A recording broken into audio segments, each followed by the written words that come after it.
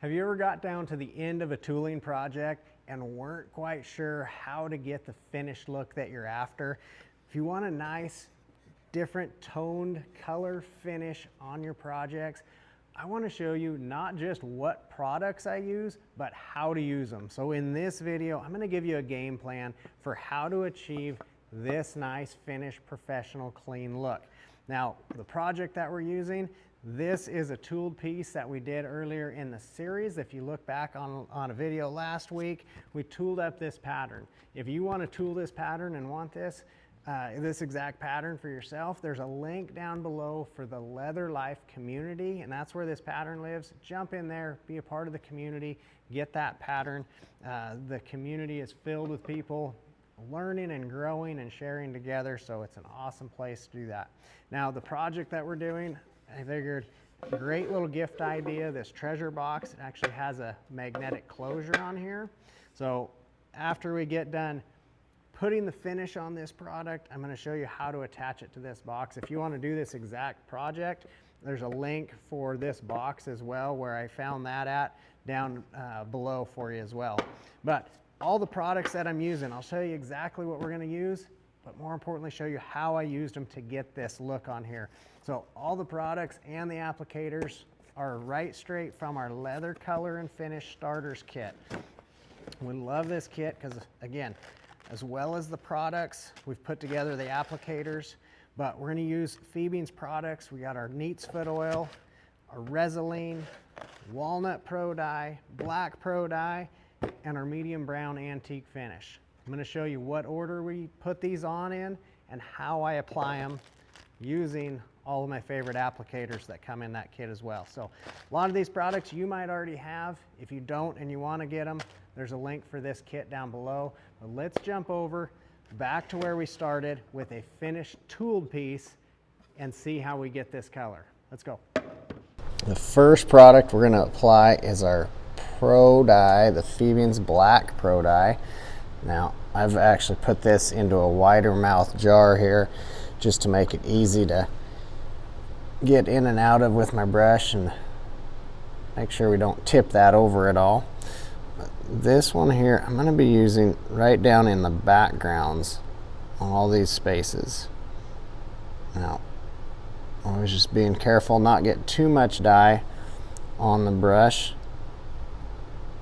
because it does want to run when you first put that down on the leather. But this is the little fine point detail brush that I really like using for any of these kind of hard to get at spots, or just really fine lines getting down in. Want to get right up next to all of my tooling, get right down in that bevel line where my backgrounds meet the vine work, or where they meet the borders at. And this is a step you don't get in too big of a hurry in. We're just gonna continue to work our way along here. Sometimes I find that you can see every time I get this brush in here, maybe you don't see because it's a little farther away. Every time I dip that brush in, I just dab it off to the side to make sure there's not a big drop on the end of that brush, because I don't want too much on there.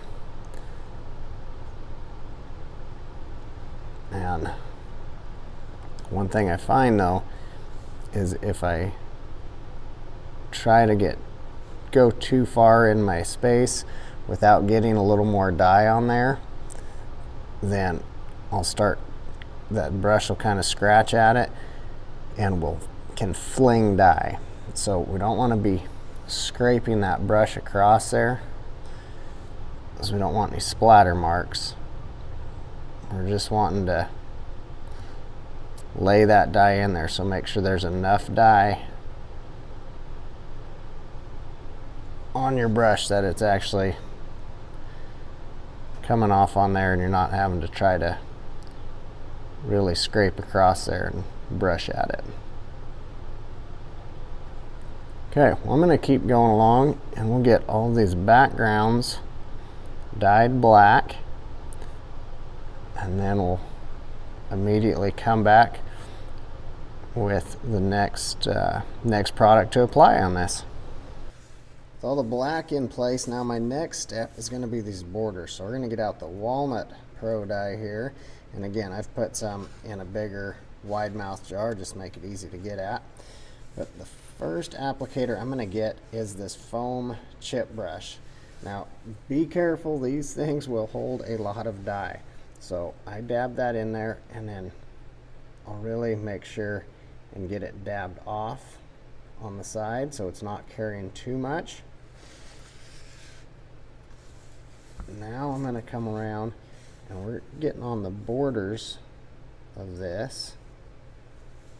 So again, I'm watching right at that edge. I don't want to get over into my floral work at all. I'm making sure I'm putting down a nice even heavy coat, so I'm seeing how long it's taken that dye to absorb. That's the biggest thing anytime you're doing a smooth surface, and especially with light colors. We want to just get a good heavy coat even that first time.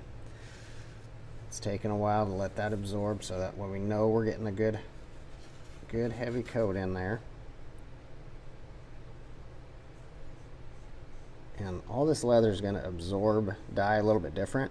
That's why it's important to watch and see how much you're putting down to start with, because if you're watching to see how it's drying up, you're going to second guess yourself a little bit. So we need to just make sure we're putting even dye down, and then trust the process that we're about to do and let that dye do its job. If we go start looking and see where it started sucking in and drying up first and try to add more dye there, that light spot's going to turn into a dark spot later because we're adding more pigment down on that particular area. So we want to try to get it just as even as possible, and then we'll let it even up over time with our next product. But once I get the big portion of that edge dyed, we'll set that foam brush aside, and then I'm going to go back to another detail brush here, because see this little white edge on the inside there? I don't want that showing. It just doesn't quite have that professional finished look that I'm after. So I'm going to get some dye on this little detail brush. I'll even kind of tip this just a hair so I can really see down in there good. And we're going to get right over that edge. The cleaner we can put this dye down, the more even we can get and get all the way over that edge. That'll get that professional clean finish that we're after. Now when we go to antique this, some of that antique is going to cover a little bit of that edge, but I don't want to rely on my antique filling that up, because you'll see when we get to that process, I don't want to leave it super heavy in there. So this is just kind of ensuring we get that edge covered by getting it with the dye this first time. Then we'll come back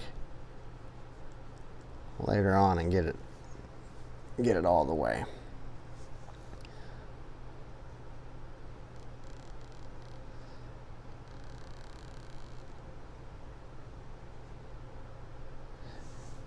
If you do a good job getting right up to that edge with your foam brush, then this step really doesn't take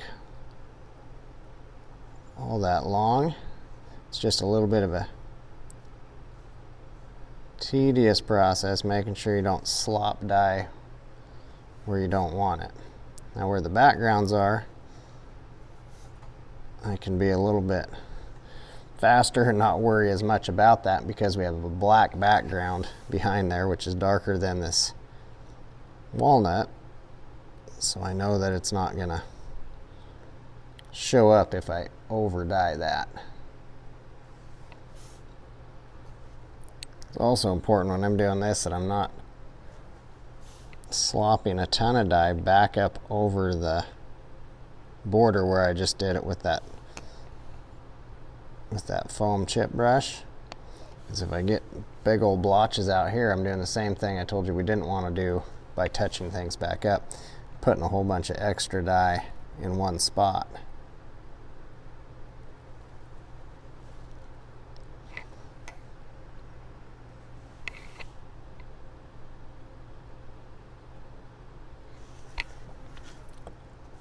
Down to this last little side here, and then we'll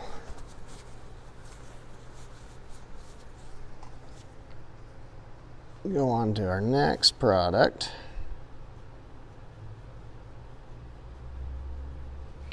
Like I said, this little step really doesn't take all that long. It's not near as time consuming as going through your backgrounds.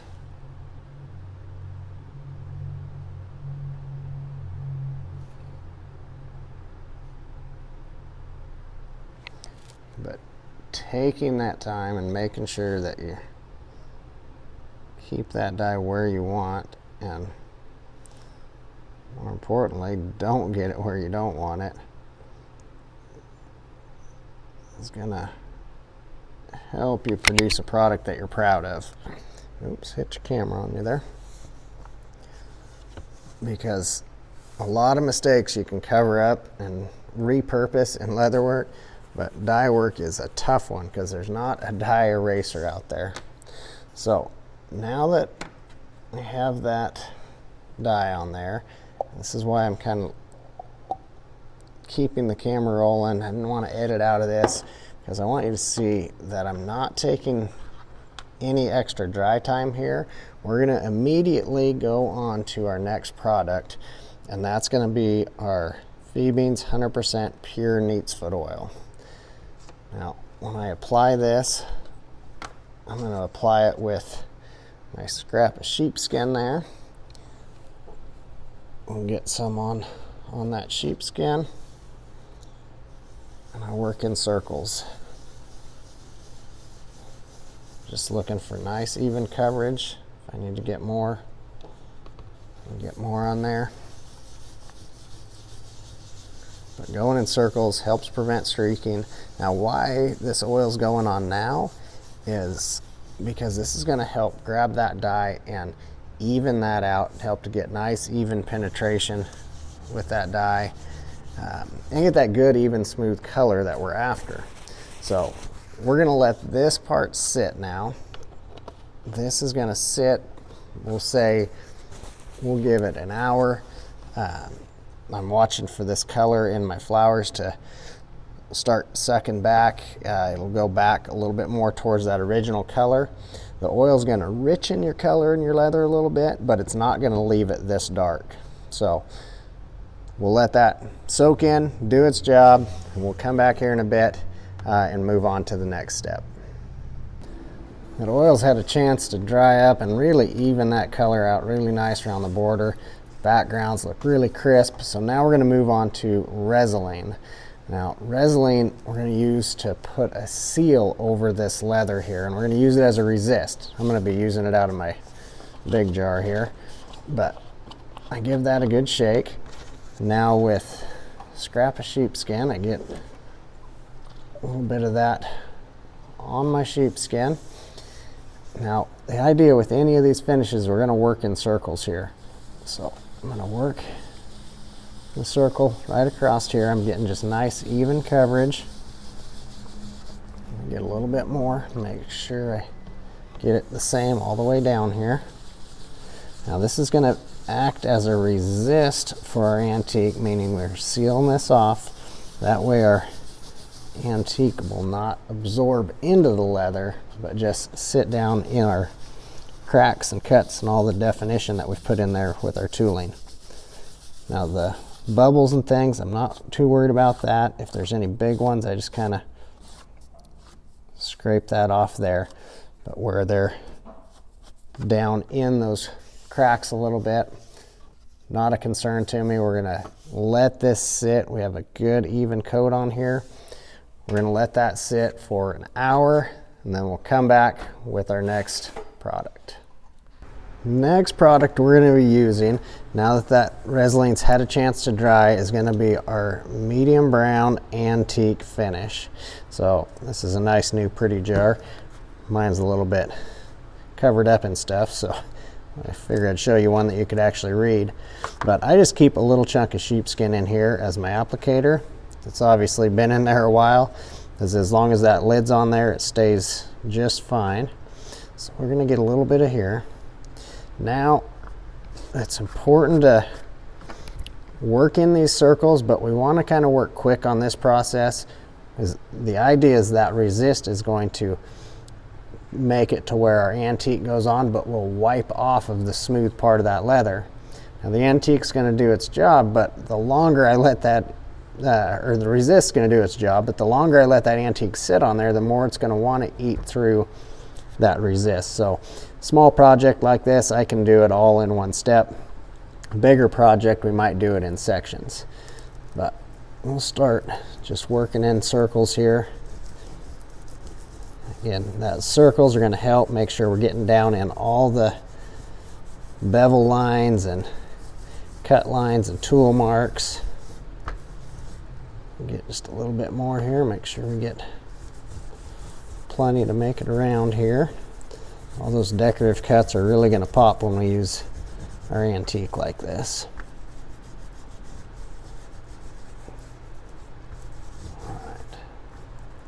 Once you feel like you have it all covered in there, I'm going to grab the sock. Now I turn that sock inside out. I really like that because it has the texture that I want that'll help pull a lot of that antique off of there. And that's the idea, is that we're pulling that antique off of the smooth leather, and then I'm also taking enough of it out of the bevel lines and the backgrounds. I don't want a big glob of it stuck in there. That's where a lot of people go wrong, is they leave a big glob in there trying to get that look, but then it'll crack and flake out of there. So we leave just enough to give that highlight that we're after. Oop, try throwing that off the table there. Okay, now that's looking really nice. That's that look that we're after, but we need that to get sealed in there because we want it to stay nice like that and last. So I'm not cutting a video or anything. I want you to see just how long I take. Once I put my antique away, we're going to come right back with our resolene again as the top coat on here. Notice I did have that glove on for doing the antique. Either put a glove on or be really careful, because that will stain your hands too. So when we come back with our resolene, I'm going to have my blue paper towel ready to go here, because this stuff does set up pretty quick. And the idea here is that we're going to be sealing antique down in where we want it, but we're also going to be removing that last little bit of antique from the smooth leather as well. So we'll go on in circles. Nice heavy coat. See kind of that muddy look over there. We want to wipe that off right away. And you can see that pulled quite a bit more antique off of there. Now, I've had people ask, well, why would you put that on and then wipe it right off? Isn't it supposed to seal the leather in? Well, that smooth leather, it's already been sealed when we put this resolene on the first time. So I can wipe it right off there. What I'm really looking for on this second application is that it's mixing with this antique that's down in all those cuts and bevel lines, and now that kind of muddy, milky look down in those lines, that's gonna set up and dry and seal that antique in where we want it at. So that's the last step on the finish process. Now this can sit and dry and get ready to go on for the rest of our construction on this project. So our next job is going to be to get those edges finished up. Our next step before we put the leather piece onto the box here, we need to finish these edges, because once that's glued down there, we're not going to be able to reach those and access those anymore. So the first thing I'm going to do is come by with an edger, and we'll just simply take off that top little corner, and that's going to help to start rounding that edge. You know, whatever size of edger you have or want to use is fine. That just, the size depends on how much of that edge takes off, and that's a little bit of a personal preference on there. So we're gonna take that off there. Now I want to come back and do a dyed edge. Now if you want, you can sand on this some more. We have a pretty nice edge going, so I'm not going to worry about that. But for my edge dye, we're going to go back to our black Pro dye here. And again, I'm going to use my jar that's the wider mouth jar. Now the applicator I like using, there's some fancy dye pens that you can use too. But for what comes in this, this starter kit, these foam chip brushes, like we used on the edge out here, work really good. This is what I used for a long, long time on those edges. And again, we can come right along this edge.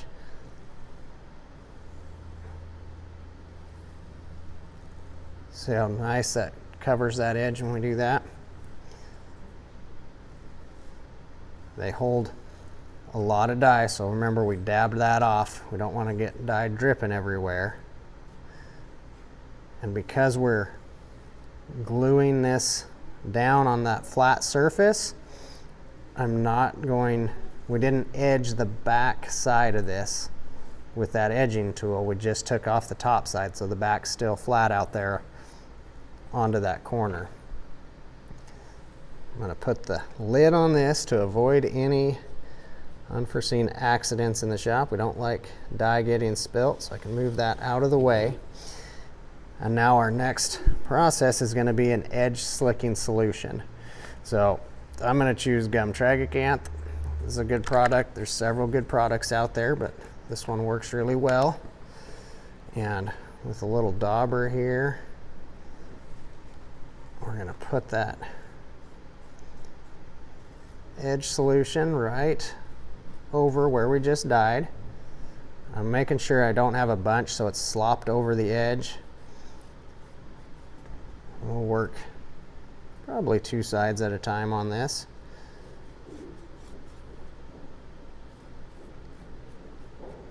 Just good even coverage. It doesn't take much, but I just want to make sure that edge is all the way covered. And a little scrap of canvas is going to work good here, even some denim you can use.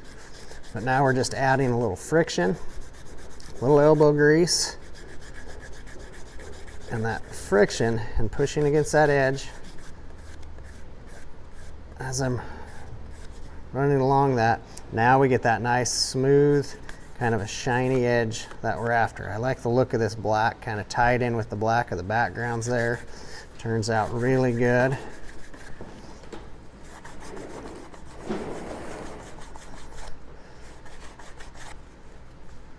You can work on those as much as you want to get them as slick as you want. Again, if you want, you could sand those down a little bit prior to. It's going to make your slicking job that much easier just with a fine grit sandpaper.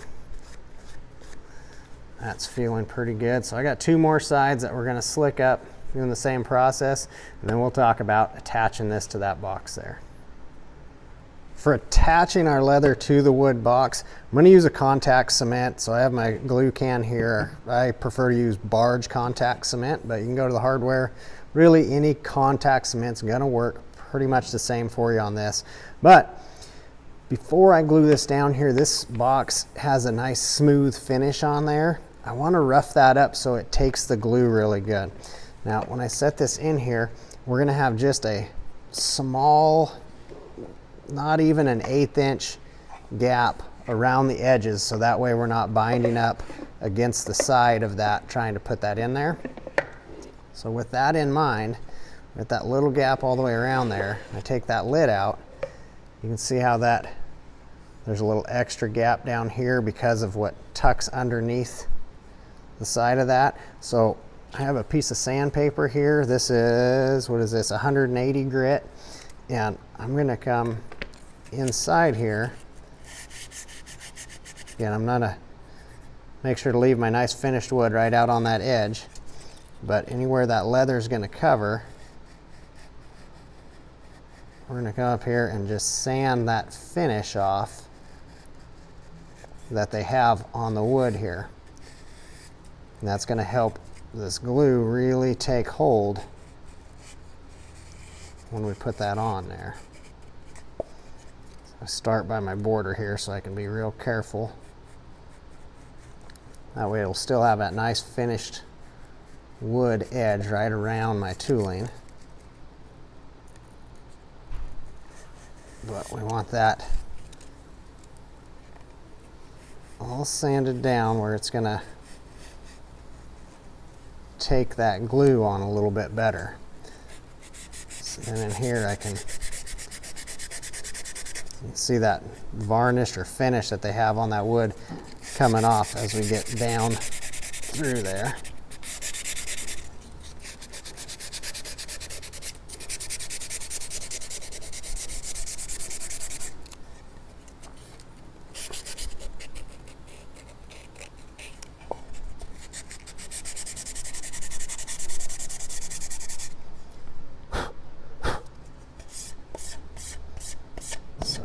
As I brush that stuff off, now we got those kind of scratches down into that wood. You know, the more coarse of paper that you have, a little dust on there. The more coarse of paper you have, the better. It's just gonna get those kind of grooves and cracks down in there to take on that wood, or take on the glue, excuse me, into the wood even better. So now that we have that roughed up, I'm gonna start with my leather because it's gonna absorb that glue the most here. And we're gonna get a nice even coat of our contact cement all the way covered all the way out to the edges on this. And then I'm gonna put a coat on our wood as well. And we're gonna let these sit and tack up. We want to let them dry because that's how contact cement is going to work best, is if it gets tacky on both sides before we put that together. If you put it together while it's wet, that's not going to get that same adhesion, and you know, it's not going to stick quite as well as if we let that tack up on both sides first. So making sure I get all the way out to that edge though. And you can see that kind of wet, shiny look. We want that to go away. So we'll let that sit till that goes away. But I'm gonna come over on the wood piece. Same thing, I'm not putting glue too far out. I don't want it all the way to that edge. Remember, we're gonna have that reveal all the way around there because it has to slide into this box.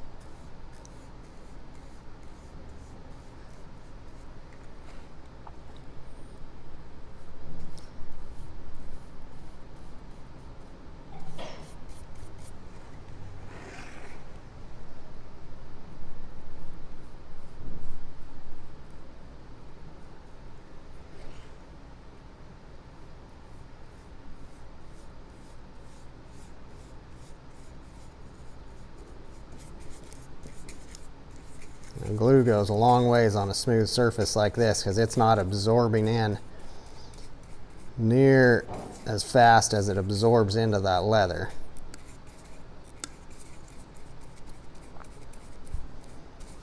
But that's why we wanted to rough this up, so the glue has something to, oops, gosh darn, my hand's slipping off of there.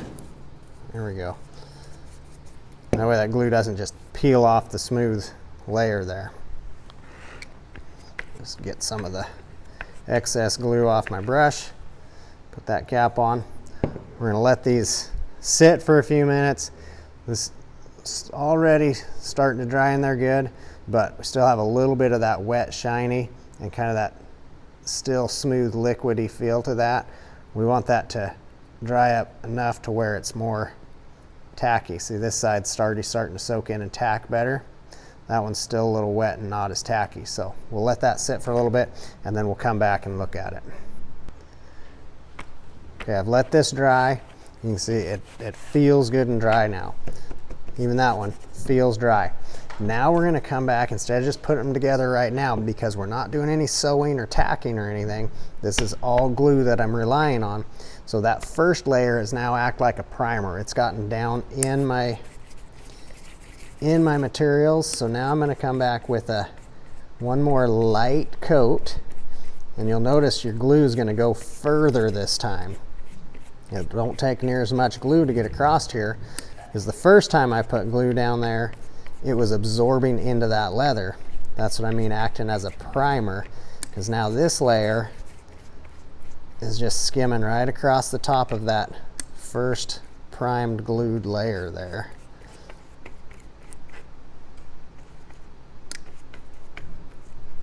But making sure I'm all the way out to those edges.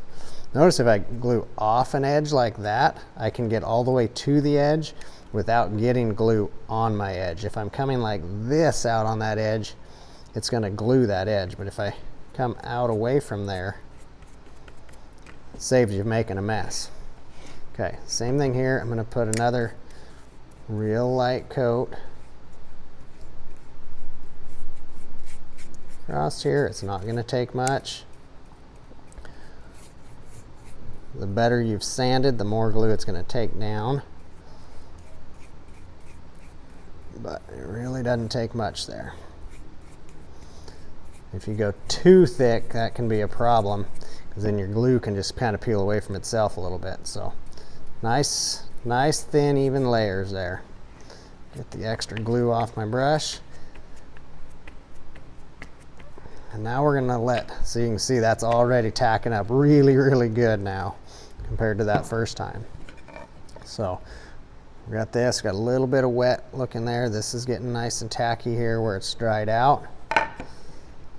Same thing, a little bit of that wet, shiny look yet. So we're letting that kind of air just a little bit here. I'm not gonna let this sit and dry all the way out, because this is where I'm gonna actually come in and put this on here. Now, to make sure we get everything set just right, I'm going to put this back in place in the box here. So I'm gonna slide that shut. I love this box with those magnets, so cool. Anyways, I'm putting that all the way in there. Now, checking this. I mean, see how that's sticking all the way to my fingers there? That's really good and tacky there. Now we're gonna come by, put this in place, watching for my little reveal around here. This is gonna stick really good when I put it down. So I'm gonna hold it kind of even here, and I'm looking down over the top to watch for that reveal. Kind of lining up side to side here, lining up here.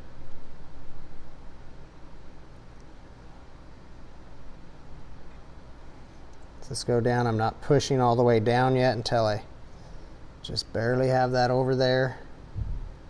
Okay, now I can start pushing that down in place.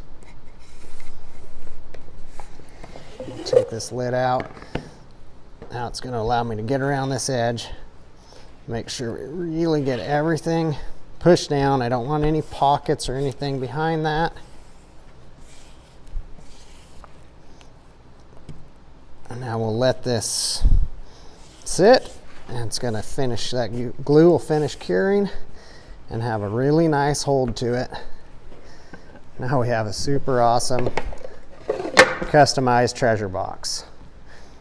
Remember, this is part of a series, if you want to tool this pattern up, or if you want that pattern, there's a link down in the description for the Leather Life class, or the Leather Life community, excuse me, and that's where this pattern lives. You can jump on there, get that pattern. If you want this exact box and you want to complete this project, there's a link for this box as well. There's an affiliate link. This box was fairly inexpensive and makes for a really cool gift to give somebody. So appreciate you guys taking the time to watch this. If you're not part of that Leather Life community yet, jump on there, join us. It's an awesome group with lots of people just in the same boat, learning and working to get better in this craft. So appreciate you guys, and we'll see you on the next video.